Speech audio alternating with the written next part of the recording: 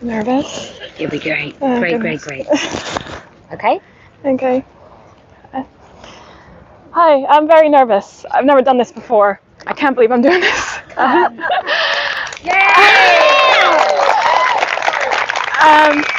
Yeah, I'm also an American export, but I've lived here for like over a decade. So maybe not so much. Basically, I got involved with women's rights like a few years ago after I gave birth to my daughter. Essentially, what's made me more bold and what's making it so I'm speaking now is that my daughter's called neurodivergent. You know, she's on the pathway to an autism diagnosis. She's nonverbal. So obviously, like, we're getting her therapy, we're going down the rabbit hole of reading about outcomes and what we can expect for her. And it's piqued me a million times more because I can see that the most vulnerable children and adults who can't speak for themselves, so nonverbal children and adults, they won't necessarily be able to sign. They might do Makaton, but that depends on other people knowing Makaton, so that limits their available communication.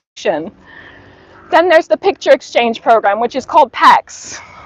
It might be that my daughter picks that up and is able to use it, but again, she's limited then by the tablet that she would use to communicate with other people. And those are positive outcomes if she's nonverbal. She might not be able to communicate at all, outside of smiling, laughing, hugging. The idea that she might not have the right to, if something happens to me, if I'm not around to look after her, that she won't have female carers, the idea that she won't be able to say no, that it won't be protected for her in law, I cannot deal with. So that's why I wanted to speak up.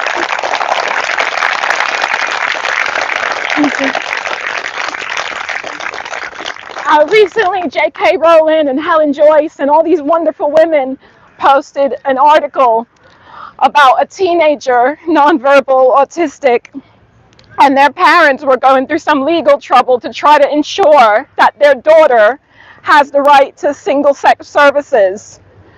And in that story, which I encourage you all to read,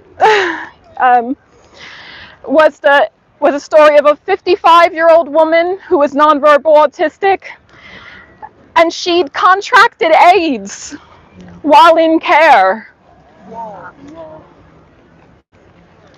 Obviously, she can't say, how did this happen? She can't point to who did it. And that's who we have to fight for. That's who we have to stand up for. That's the thing.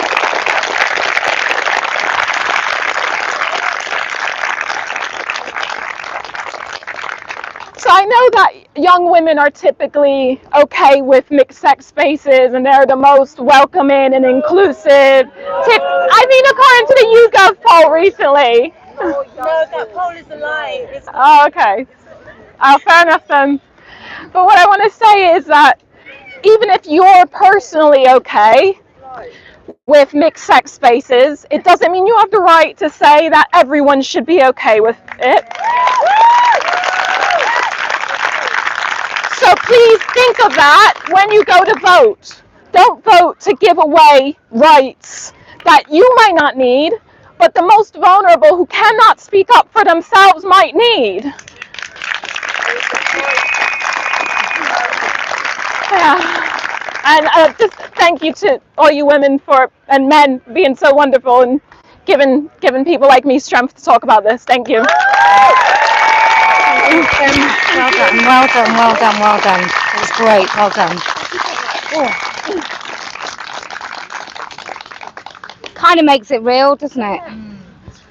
Yes, you can speak in a sec.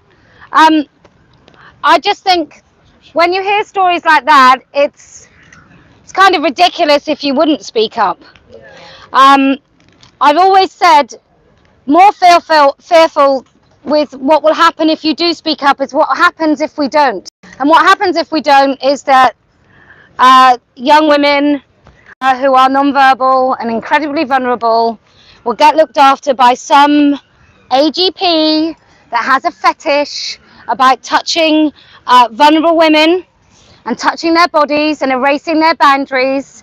And we pretend we don't know that that's really happening, but we know that's really happening, because if you're a predator, what do you do? If you can get access to somebody, and you're welcomed and you're almost championed about being stunning and brave whilst you do it, then that is what you'll do. You know, it's no mistake that men who wanted to rape children joined the priesthood. They did it because they could access children. It's no mistake that the BBC was riddled with men who wanted to access young people and children. Every single time, if you give an open door, these men will walk through it. So we have to close all damn doors now. Where's Kate Graham?